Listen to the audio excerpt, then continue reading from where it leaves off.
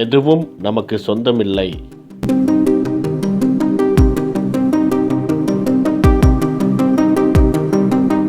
ஊரிலேயே கடைந்தெடுத்த கஞ்சன் ஒருவன் வசித்து வந்தான். எந்த பொருள் அனாதையாக கிடந்தாலும் அனிச்சை செயலாக அதை எடுத்து செல்வது அவனுக்கு வழக்கம். தினமும் அதிகாலை வேளையில் ஆற்றுக்கு குளிக்க செல்வது அவனுக்கு வழக்கமாக இருந்தது.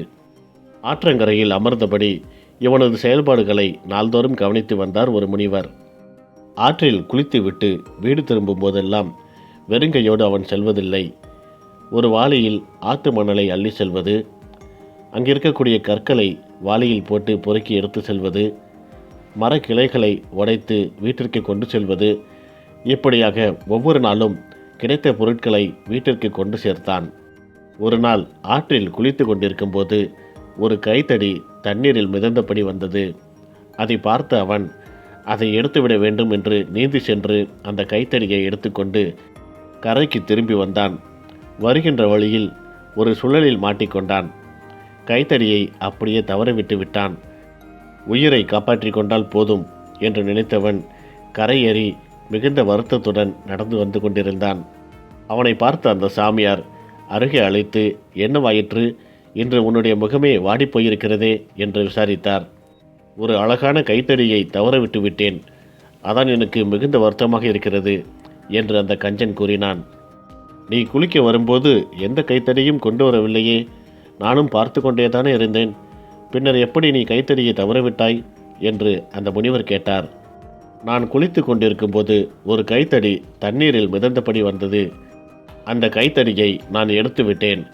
கரைக்கு திரும்பி வருகின்ற வழியில் ஒரு சுழலில் மாட்டிக்கொண்டேன்.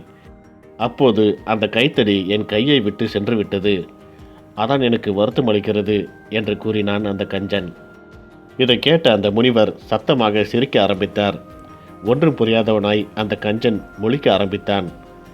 அந்த முனிவர் கஞ்சனை பார்த்து கூறினார், அந்த கைத்தடி ஆற்றில் மிதந்து வந்தது, அது இப்பொழுது ஆற்றில் மிதந்து கொண்டே போகிறது. அதற்கு இடையில் ஒரு 10 நிமிடம் மட்டுமே உன்னுடைய கையில் அந்த கைத்தடி இருந்தது. அதற்காக இது என்னுடைய கைத்தடி என்று நீ சொந்தம் கொண்டாடி அதற்காக நீ வருந்தலாமா? இந்த பூமியில் வருகின்ற எவரும் எதையும் கொண்டு வருவதில்லை. அதேபோல் இந்த பூமியை விட்டு செல்பவர் எவரும் எதையும் கொண்டு செல்வதும் இல்லை. இந்த பூமியில் வாழ்கின்ற போது அடுத்தவர்களுக்கு நம்மாலான உதவியை செய்து அந்த புண்ணியத்தை மட்டுமே நம்மோடு எடுத்து செல்ல முடியும். இந்த பூமியில் பிறந்த ஒவ்வொரு மனிதனும் கண்டிப்பாக என்றாவது ஒரு நாள் மரணத்தை சுவைத்தே ஆக வேண்டும். நீயும் ஒரு நாள் மரணத்தை சந்திப்பாய்.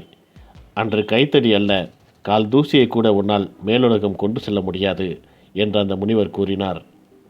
மனம் மாறியவனாய் மறுவாழ்வை நோக்கி புறப்பட்டான் அந்த கஞ்சன்.